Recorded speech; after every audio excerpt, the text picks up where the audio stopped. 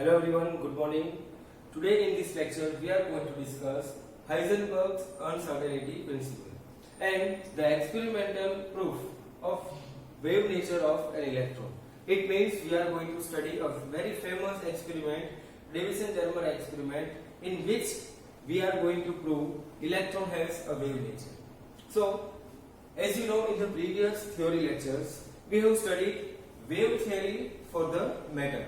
और हमने ये एक चीज मान ली थी कि जब भी कोई इलेक्ट्रॉन ट्रैवल करेगा तब उस इलेक्ट्रॉन के साथ बहुत सारे वेव्स अटैच हो जाएंगे और वो सारे वेव इलेक्ट्रॉन की मोशन को कंट्रोल करेंगे। इसलिए जो इलेक्ट्रॉन को हम मानते हैं कि वो स्ट्रेट डायरेक्शन के अंदर मूव करेगा, वही इलेक्ट्रॉन उस वेव्स के कारण अपना पूरा पाथ डेविएट करेगा। इसका मतलब वो जाएगा अपने पोजीशन के ऊपर, बट उसका जो ट्रैवल के टाइम पे जो उसका मोशन होना चाहिए स्ट्रेट लाइन में, इसकी वजह वो इलेक्ट्रॉन सीधा जाने की वजह से वो क्या हो जाएगा, ये पूरा वेव की तरह ट्रैवल करना स्टार्ट करेगा।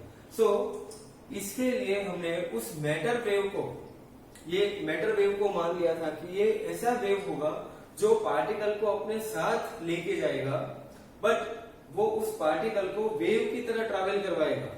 और वही मैटर वेव जब भी किसी मटेरियल के साथ कोलाइड करेगा, स्ट्राइक करेगा, तब वो पार्टिकल नेचर भी शो कर सकता है। तो जैसे हमने प्रीवियस थ्योरी लेक्चर में डी ब्रोगली हाइपोथेसिस देखा था और हमने पूरी थियरी हाइपोथेसिस के टर्म में ही स्टडी की है, बिकॉज अभी आज इस लेक्चर में हम एक्सपेरिमेंटल स्टडी करने वाले हैं। बिकॉज जब तक हमारे पास कोई एक्सपेरिमेंटल प्रूफ नहीं होगा हम उस थियरी को मान नहीं सकते। मतलब वो एक सिर्फ स्टोरी होती है कि हमने ये एक चीज मान ली कि जैसे नेचर के अंदर सिमेट्री ऑलवेज होती है, जैसे रेडिएशन के लिए हमने वेव एंड पार्टिकल नेचर दोनों प्रूव करके दिखाया। फोटो इलेक्ट्रिक इफेक्ट हमने एक्सपेरिमेंटल के साथ पूरा स्टडी किया था। वैसे ही हमने मान लिया कि जैसे रेडिएशन नेचर का एक पार्ट है, वही नेचर का दूसरा पार्ट होता है मैटर। अगर मैटर को हमने अभी तक सिर्फ पार्टिकल नेचर की तरह स्टडी किया है तो वो मैटर के पास वेव नेचर भी होगा। तो हमने ये चीज हाइपोथेसिस के टर्म में पढ़ी, उसके बेसिस पे बहुत सारे फॉर्मूलाज भी हमने देखे थे। तो आज के इस लेक्चर में हम सबसे पहले मैटर वेव जो एक पूरा एनवलप क्रिएट करेगा, उस एनवलप के अंदर कहीं ना कहीं इलेक्ट्रॉन होगा। अगर वो इलेक्ट्रॉन की पोजीशन हमने मेजर करनी है तो उस मोमेंट पे अगर हमने उस इलेक्ट्रॉन के लिए पोजीशन मेजर कर ली, बट उस मोमेंट के लिए उसका मोमेंटम मतलब मास इनटू वेलोसिटी, ये चीज हम सर्टेनली नहीं बता सकते। ये ऑलरेडी पॉइंट मैंने आपको प्रीवियस थ्योरी लेक्चर में भी डिस्कस किया था। जैसे पोजीशन के अंदर अनसर्टेनिटी होगी, वैसे ही मोमेंटम के अंदर भी अनसर्टेनिटी होती है। दोनों के लिए टर्म्स कौन से यूज किए हमने, तो यहाँ पे लिखा है the position of particle has uncertainty delta x. Position में अनसर्टेनिटी हम दिखाएंगे डेल्टा एक्स से। The momentum of particle has uncertainty delta P. Momentum के अंदर अनसर्टेनिटी हम दिखाते हैं डेल्टा पी से। अगर हमने उस एनवलप में एक पार्टिकल के लिए पोजीशन फिक्स कर ली तो उसी पार्टिकल के लिए उसी मोमेंट पे उसका मोमेंटम हम फिक्स नहीं कर सकते। इसका मतलब कोई भी एक ही चीज हम लोग एक टाइम के ऊपर एग्जैक्टली मेजर कर सकते हैं। अगर हमने उस पार्टिकल के लिए, उस पॉइंट के लिए ठीक ठीक उसकी पोजीशन मेजर कर ली तो उसी पॉइंट के ऊपर ठीक ठीक उसका मोमेंटम हमें नहीं मिल सकता। सिमिलरली अगर हमें मोमेंटम मिल गया, अगर हमने मास वेलोसिटी फाइंड आउट कर ली तो उसी पॉइंट पे, उसी मोमेंट पे हमें उसकी पोजीशन सर्टेनली नहीं मिल सकती।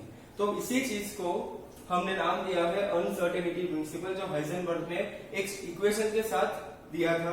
वो इक्वेशन है हमारी standard equation delta X into delta B. Uncertainty in position, uncertainty in momentum, which is equal to h upon 2 which is equal to h cut. इसको हम h कट, h क्रॉस कुछ भी बोल सकते हैं और इसका मीनिंग क्या होगा, h कट, h क्रॉस का h अपॉन 2 तो ये एक स्टैंडर्ड फॉर्मूला है अनसर्टेनिटी प्रिंसिपल का। अब जैसे हमने ये अनसर्टेनिटी इस मैटर वेव के लिए मान ली, जैसे ये मैटर वेव के एनवलप में एक इलेक्ट्रॉन होगा तो उस इलेक्ट्रॉन की पोजीशन या मोमेंटम हम एक पॉइंट पे, एक मोमेंट पे साथ में मेजर नहीं कर सकते। तो उसी चीज को हमने रिप्रेजेंट करने के लिए ये वेव डायग्राम बनाया है। ये फर्स्ट वेव डायग्राम जिसके अंदर हमने क्या देखा, एक ये पूरा एनवलप है, ये पूरा एनवलप बनेगा जिसके अंदर कहीं ना कहीं इलेक्ट्रॉन होगा। वो इलेक्ट्रॉन की पोजीशन कहां पे होगी ये हमें नहीं पता। अगर हमने उस इलेक्ट्रॉन की पोजीशन मेजर कर ली तो उस पॉइंट पे उसका मोमेंटम कितना होगा वो हम मेजर नहीं कर सकते। So delta x and delta P have finite value. अगर कोई ना कोई वैल्यू होगी तो हमें मैटर वेव कुछ इस तरह मिलेगा लोकलाइज्ड, जिसके अंदर आपको दिख रहा है यहाँ पे सबकी वेवलेंथ डिफरेंट होगी, फ्रीक्वेंसी डिफरेंट होगी। तो ये ऐसा वेव होगा जिसके अंदर हमें delta x and delta P की कोई फाइनाइट वैल्यू मिलेगी।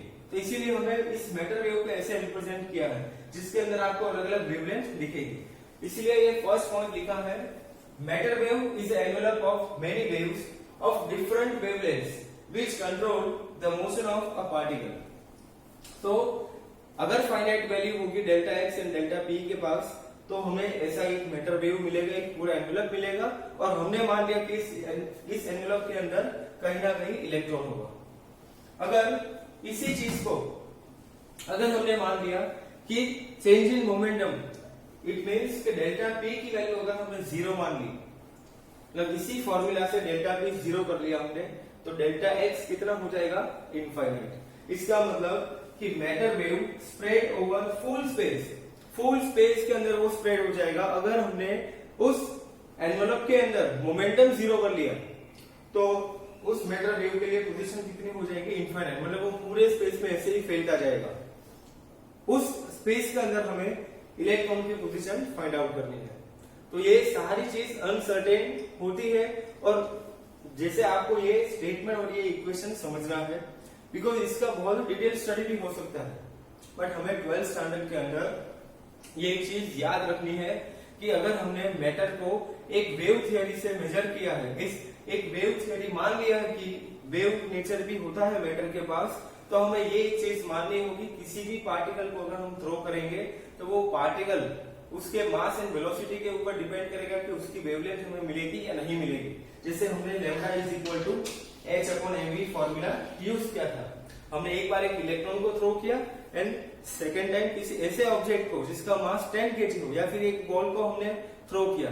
तो हमने रेगुलर लाइफ के अंदर हमें किसी भी ऑब्जेक्ट को थ्रो करते हैं तो हमें क्या दिखेगा, वो पार्टिकल, वो ऑब्जेक्ट स्ट्रेट लाइन में मूव करेगा। बट अगर हमने इलेक्ट्रॉन के लिए ये चीज फाइंड की तब हमें क्या दिखा कि ये इलेक्ट्रॉन को वेव की तरह ट्रैवल करेगा। तो एक्चुअली जो भी ऑब्जेक्ट है वो वेव की तरह ट्रैवल करते हैं, बट हमें वो स्ट्रेट लाइन में क्यों दिखाई देंगे, बिकॉज उसका मास या वेलोसिटी, ये दोनों चीज का मल्टीप्लीकेशन, मतलब मोमेंटम इतना हाई होगा कि ये वेवलेंथ हमें बहुत ही स्मॉल दिखेगी। तो ये सारी चीज हमने ऑलरेडी एग्जांपल के साथ कंप्लीट भी की थी। तो आज के इस लेक्चर का मेन मोटो जो हाइजेनबर्ग अनसर्टेनिटी प्रिंसिपल जो स्टडी करना है, तो आपको ये एक चीज समझनी होगी कि जब भी किसी पार्टिकल को हम थ्रो करेंगे तो उस पार्टिकल के साथ बहुत सारे वेव अटैच हो जाएंगे।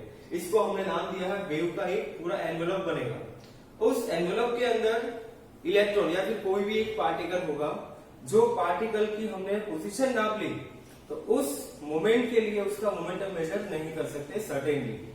अगर इस एनवेलप के अंदर हमने मास एंड वेलोसिटी, इसका मतलब कि मोमेंटम अगर हमने नाप लिया तो उस मोमेंट के लिए हमें उस पार्टिकल की पोजीशन सर्टेनली नहीं मिल सकती। इसीलिए ये पूरा अनसर्टेनिटी प्रिंसिपल है जिसको हाइजेनबर्ग ने ये इक्वेशन से डिफाइन किया था, delta X into delta P, uncertainty in position, uncertainty in momentum which is equal to h/2π which is equal to h cross या फिर h कट। सो ये हाइजेनबर्ग अनसर्टेनिटी प्रिंसिपल था। अब जैसे ये सारी चीज एक हाइपोथेसिस के बेसिस पे है, हमने लास्ट लेक्चर में जब थ्योरी लेक्चर स्टडी किया था तब हमने डी ब्रोगली हाइपोथेसिस देखा था, डी ब्रोगली वेवलेंथ भी देखी थी। तो ये पूरा एक स्टडी हमारा हाइपोथेसिस एक स्टोरी के बेस पे था, उसी चीज को हमने यहाँ पे कंटिन्यू किया है और ये हमें अनसर्टेनिटी प्रिंसिपल यूज किया। अब आपको ये एक क्वेश्चन आएगा कि ये अनसर्टेनिटी प्रिंसिपल पढ़ने का क्या मीनिंग, बिकॉज जब हम एटॉमिक स्ट्रक्चर स्टडी करेंगे फिजिक्स के अंदर 12th चैप्टर, तब हमें पता चलेगा कि कोई भी एक इलेक्ट्रॉन न्यूक्लियस के अराउंड, सपोज ये न्यूक्लियस और ये फर्स्ट ऑर्बिट, हमने मान लिया कि ये इलेक्ट्रॉन इस ऑर्बिट के अंदर रिवॉल्व करेगा, बट इलेक्ट्रॉन को हमने उस मोमेंट में क्या माना था, पार्टिकल।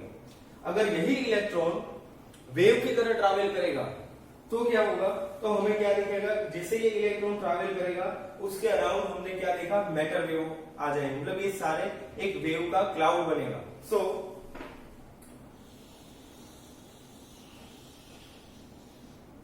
ये एक पूरा क्लाउड बनेगा। अब हमें इस क्लाउड के लिए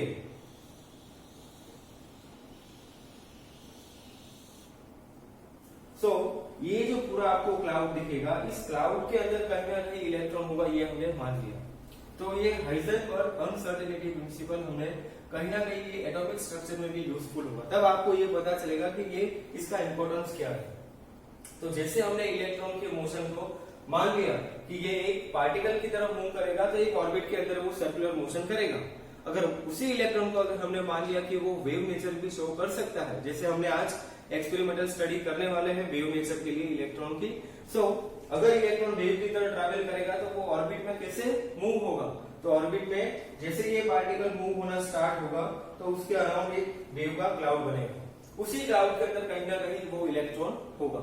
और इसी चीज से हमने एटॉमिक स्ट्रक्चर में अगेन हम लोग डी ब्रोगली हाइपोथेसिस स्टडी करने वाले हैं, और इसी हाइपोथेसिस के हेल्प से हमें बोहर एटॉमिक मॉडल को भी सपोर्ट मिला। बिकॉज बोहर ने जब जो हाइपोथेसिस दिए थे, फॉर एग्जांपल बोहर का हाइपोथेसिस जो हम 12th चैप्टर में ऑलरेडी स्टडी करने वाले हैं, अगर कोई भी इलेक्ट्रॉन स्टेशनरी ऑर्बिट में रिवॉल्व करेगा तो वो एनर्जी कितनी रेडिएट करेगा। सो उसके लिए उन्होंने फर्स्ट हाइपोथेसिस दिया था एंगुलर मोमेंटम के टर्म में, L is equal to NH/2π। और यहां से डी ब्रोगली ने यह बताया कि कोई भी इलेक्ट्रॉन किसी भी ऑर्बिट में रिवॉल्व करेगा तो उसकी ऑर्बिट के अकॉर्डिंग उसकी वेवलेंथ चेंज होती जाएगी। मतलब यहाँ पे हमने देखा तो ये 1, 2, 3 एंड 4 वेवलेंथ, 4 लैम्डा जितना उसने डिस्टेंस ट्रैवल किया। जैसे ऑर्बिट और इंक्रीज होगी तो उसकी वेवलेंथ और इंक्रीज होगी। वेवलेंथ किसके ऊपर डिपेंड करेगा, इस ऑर्बिट की साइज पे। इस ऑर्बिट की साइज मतलब क्या होगा, इसका circumference 2πr which is equal to n lambda. तो यहीं से अब ये n इंटू लैम्डा है, जितना लैम्डा इंक्रीज होगा उतना ही ये सर्कमफरेंस इंक्रीज होगा। इसका मतलब कि जैसे हमने हायर ऑर्बिट में जाना स्टार्ट किया वैसे ही उसका वेवलेंथ भी इंक्रीज होता जाएगा। सो इसी हाइपोथेसिस से डी ब्रोगली के इसी हाइपोथेसिस के इस चीज को सपोर्ट मिला, NH/2π which is equal to mvr।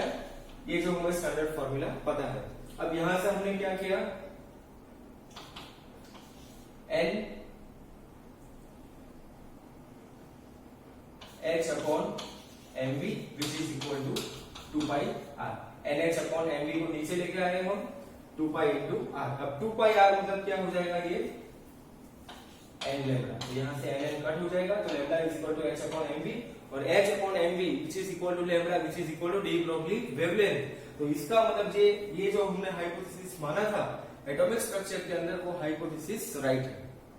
सो इसीलिए इस हाइजेनबर्ग अनसर्टेनिटी प्रिंसिपल का इंपॉर्टेंस है, और ये हमें 12th चैप्टर में जब हमें इस चीज को डिटेल में स्टडी करेंगे तब आपको इसका आइडिया आएगा कि कितना ये इंपॉर्टेंट है। अब नेक्स्ट हमने, अगर इलेक्ट्रॉन के लिए वेव नेचर प्रूव करना है हमें, तो हमें एक्सपेरिमेंट के अंदर कैसा सेटअप चाहिए। तो इसके लिए हमने वेव थ्योरी को डीपली स्टडी करना स्टार्ट किया, और उस वेव थ्योरी में हमें एक कैरेक्टरिस्टिक इतनी इंपॉर्टेंट मिली कि जिस कैरेक्टरिस्टिक के बेस पे हम इलेक्ट्रॉन का वेव नेचर प्रूव कर सकते हैं। इसके लिए सबसे फेमस एक्सपेरिमेंट था यंग थॉमस का इंटरफेरेंस एक्सपेरिमेंट, जिस एक्सपेरिमेंट के अंदर उन्होंने दो सोर्स को लिया था, दो कोहेरेंट सोर्स, जिसको एक स्लिट से पास करवाया हमने, और सामने हमें एक इंटरफेरेंस पैटर्न मिली, डार्क ब्राइट डार्क ब्राइट। तो इसी तरह अगर हमने उस लाइट की वजह इलेक्ट्रॉन को यहां से ट्रांसमिट किया,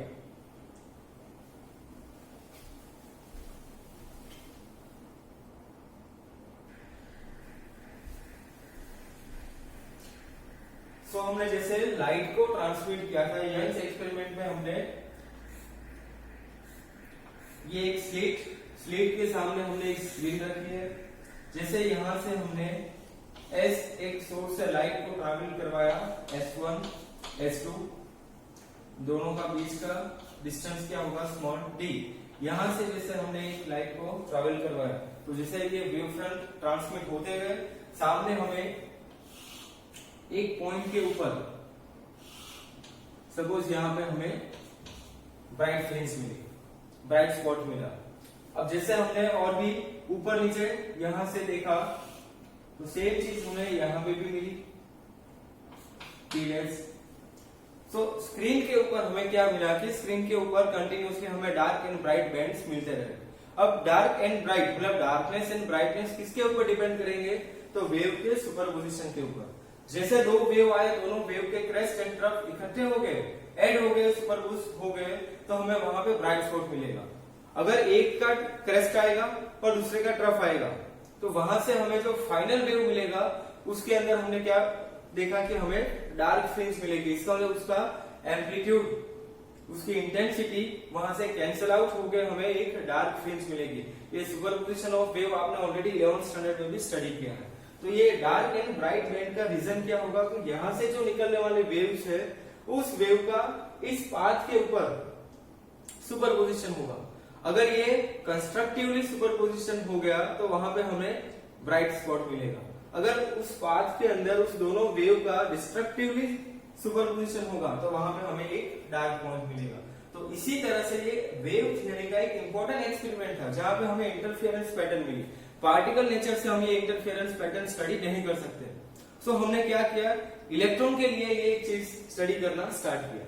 तो अगर हमने इलेक्ट्रॉन के लिए ये स्टडी करेंगे तो यहाँ से जो सोर्स हमने जहां से लाइट को ट्रैवल करवाई वहां से हमें एक इलेक्ट्रॉन का एक सोर्स चाहिए, और इलेक्ट्रॉन का सोर्स कौन सा होगा वो मैं आपको एक्सपेरिमेंट में एक्सप्लेन करूंगा। सपोज यहाँ से इलेक्ट्रॉन का ट्रैवलिंग स्टार्ट हो गया। जैसे इलेक्ट्रॉन यहाँ पे आएंगे तो यहाँ से इलेक्ट्रॉन का कोहेरेंट बीम मिलेगा। कोहेरेंट और इनकोहेरेंट का मीनिंग आपको पता होगा, जैसे आपने 10th चैप्टर में स्टडी किया। सो कोहेरेंट का मतलब क्या होगा, जिस बीम से, जिस सोर्स से लाइट बाहर निकलेगी उस सोर्स के लिए निकलने वाली सारे वेव की wavelength, frequency and phase difference constant होगा। तो ऐसी लाइट को हमने नाम दिया है कोहेरेंट सोर्स, कोहेरेंट लाइट। तो यहां से अगर हमने इलेक्ट्रॉन बीम को ट्रैवल करवाया तो यहां से निकलने वाले इलेक्ट्रॉन बीम S1 और S2 से बाहर निकलेंगे। मतलब यहां से हमें दो कोहेरेंट बीम मिलेंगे। अगर वो बीम यहां से ट्रैवल करेंगे और ये सारे इलेक्ट्रॉन इस सरफेस के ऊपर स्टार्ट होके कोलाइड स्ट्राइक करना, और यहाँ पे अगर हमने डिटेक्टर रख दिया तो यहां से हमें पता चलेगा कि कौन से पॉइंट पे कितने इलेक्ट्रॉन यहाँ पे स्ट्राइक किए। सो अगर हमने यहाँ पे देखा एक पॉइंट के ऊपर 100 इलेक्ट्रॉन्स एक साथ आके यहाँ पे स्ट्राइक किए, ये चीज हमने डिटेक्टर से मेजर की। इसके बाद हमने इस वाले पॉइंट पे देखा तो नंबर ऑफ इलेक्ट्रॉन्स कम हो गए। इसके बाद ये वाले पॉइंट पे, इसके बाद ये वाले पॉइंट पे, हर पॉइंट के ऊपर हमने एक चीज देखी कि पहले इलेक्ट्रॉन 100 थे, उसके बाद 20, 100, 20, 100, 20। इसका मतलब हमें dark fringe, bright fringe, dark fringe, bright fringe ऐसी पैटर्न मिलनी स्टार्ट हो गई। अदरवाइज हमने ऐसी भी चीज इसके अंदर स्टडी कर सकते हैं कि अगर इलेक्ट्रॉन बीम आए S1 और S2 से कोहेरेंट बीम बनाया और यहाँ पे जिसे स्ट्राइक होना स्टार्ट हो गया, अगर हमें यहाँ पे 100 इलेक्ट्रॉन्स मिले, उसके बाद यहाँ पे भी 100 इलेक्ट्रॉन से कंटिन्यूस मिलते गए, इसका मतलब वो इंटरफेरेंस पैटर्न को फॉलो नहीं करेगा। इसका मतलब वो पार्टिकल की तरह स्ट्रेट लाइन में ट्रैवल करेगा। जितना भी यहाँ से पास किया वो S1 और S2 के थ्रू यहाँ पे सीधा जाके स्ट्राइक कर दिया। इसका मतलब वो स्ट्रेट पाथ के ऊपर ट्रैवल करेगा, तो वहां से इलेक्ट्रॉन का पार्टिकल नेचर शो हो जाएगा। तो ये एक एक्सपेरिमेंटल स्टडी के लिए बेसिक सेटअप था। अगर ये चीज लाइट के थ्रू हम कर सकते हैं इंटरफेरेंस, तो क्या यही चीज इलेक्ट्रॉन के साथ कर सकते हैं हम? तो ये सारी एक रीजनिंग थी। इस रीजनिंग को अगर हमने एक्सपेरिमेंट के अंदर कन्वर्ट करना है तो हमें एक इलेक्ट्रॉन का सोर्स चाहिए, एक हमारे पास ऐसा बीम, ऐसा पाथ बनाने के लिए S1 और S2 जहां से हमें इलेक्ट्रॉन का एक पाथ मिलेगा। इसके बाद एक हमें स्क्रीन और उसके साथ डिटेक्टर चाहिए। अगर हमने उस डिटेक्टर से मेजर कर लिया कि एक पॉइंट पे इलेक्ट्रॉन्स की डेंसिटी 100 इलेक्ट्रॉन्स मिले, दूसरे पॉइंट पे 20, 100, 20, 120, मतलब इलेक्ट्रॉन का जो क्वांटिटी है उसका वेरिएशन अगर हमने स्क्रीन के ऊपर मेजर कर लिया तो इसका मतलब क्या होगा कि वो इलेक्ट्रॉन इंटरफेरेंस पैटर्न शो कर सकता है। अगर वो इलेक्ट्रॉन इंटरफेरेंस पैटर्न शो करेगा, इसका मतलब इलेक्ट्रॉन का वेव नेचर पॉसिबल है। तो ये सारी चीज हम एक्सपेरिमेंट से प्रूव कर सकते हैं। तो ये एक्सपेरिमेंट स्टार्ट करने से पहले इसका रीजनिंग का ऐसी चीज हम कर सकते हैं। तो अब हम लोग स्टार्ट करेंगे इसका एक्सपेरिमेंटल स्टडी।